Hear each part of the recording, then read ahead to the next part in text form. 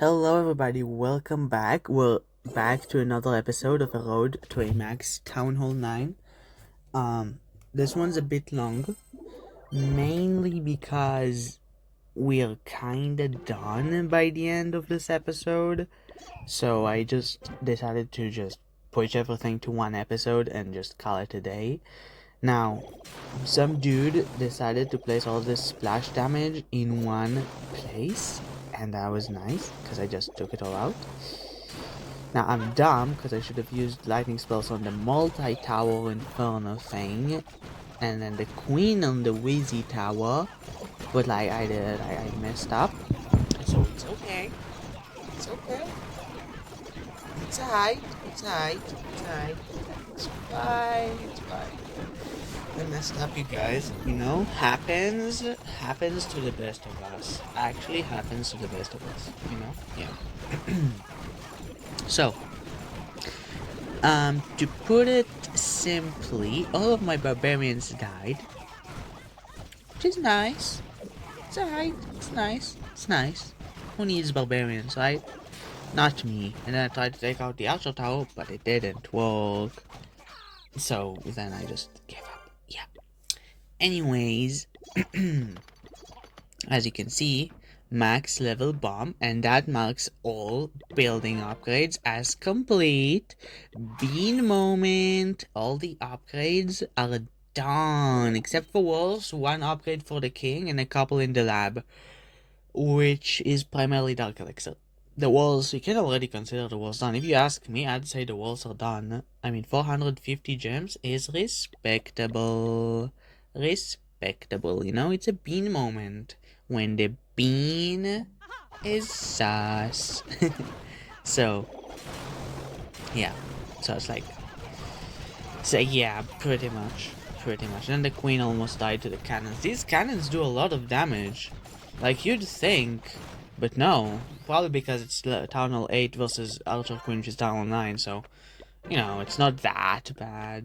Cannons do a lot of damage, though. Enough cannons. Unironically, enough cannons. And there was this weird goofy base. But at least they placed the splash damage in the same place. Yeah, and it didn't have the queen, so I just had to spam all of my barbarians. My little goofies, and hope that they'll break through the wall and take out the splash damage. And they did. So I didn't lose, so I'm happy about that. Now it's a bean moment when the bean is winning, and the bean is definitely winning this game. So with that, we just got the loot, which is a lot of loot actually, which we immediately spent on walls because there was literally nothing else to spend the loot on, which is pretty cool. It's alright. Only 4 more walls to go, but we don't have troops, so we're gonna have to come back another time for that, because we're in it to win it. And now is another time. Now we finally have another stash of barbarians waiting to rip open the enemy base, I guess. I don't know, like, what is that? And then I only needed one more wall, and I was like, nah. It's okay. I counted that as max.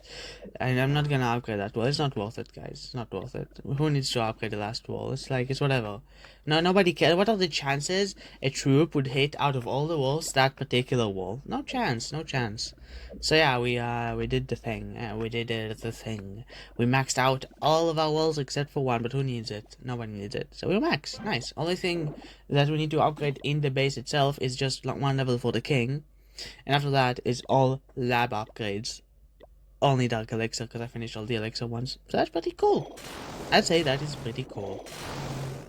So in any case, when the bean is attacking a goblin village, because the goblin villages give the most loot for some reason. Like, I tried, you saw how difficult it is to get loot in the regular multiplayer, for someone like me who only attacks with barbarians and lightning spells. So this is a lot easier and gives a lot more loot. So you can't blame me for going for it. You cannot blame me. I mean, it's so nice. And then we upgraded last wall, because I was joking, guys. Of course I'll upgrade the last wall. And that's our base finally does not look rushed. Actually, it's been so long. Like, the walls make such a big difference. Like, do you remember my base, like, 10 episodes ago, when the walls were all over the place? It looked so rushed, and now it looks so much better. I think I think walls really do add to the aesthetic of a town hall. Though I would prefer the level 9 walls. Again, I'm salty that they added 2 levels for town hall 9. It puts it out of sync with the town hall number, and it's just, I hate it. But anyways, we did it, we in it to win it, and we won it, and we only have to wait for the king to finish and then upgrade it again. Preferably we'll do it with the raid medals that we'll get. And then we can consider our king done. And since this town hall is never gonna be upgraded, it's gonna be town hall 9 forever, there is no problem with that. We in it to win it, you know, in it to win it. So yeah, something like that. Right, okay, so now we're just 4 times speed, which previously we were 2 times speed, now we're 4 times speed, attacking the, whatchamacallit, the raid bases weekend things. That's actually a clip of today. I did that a couple minutes ago, so yeah, you know, in it to win it, and now winning it. I stole someone's base, and then I decided to attack the capital. Well, I don't know if I stole anything, but, you know, it's nice. You know, it's nice. It's like a bean moment. It's a bean moment, you know. So, yeah, capital weekend. Not much to talk about, but a lot to see. As you can see, the strategy that I'm using is graveyards and super miners. I think they're called super miners, I don't know. Basically what you do is you take as many of these miners as you can, and you place graveyards, and you place them on the most epic defenses, like Inferno Towers, rocket launchers, stuff like that, the big stuff. Place it on them, and then whenever a miner dies, not only does it explode where it died, but also it'll spawn a bunch of skeletons to distract the big defenses.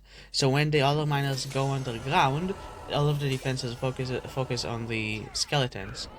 And yeah, that is pretty cool actually. That is pretty cool.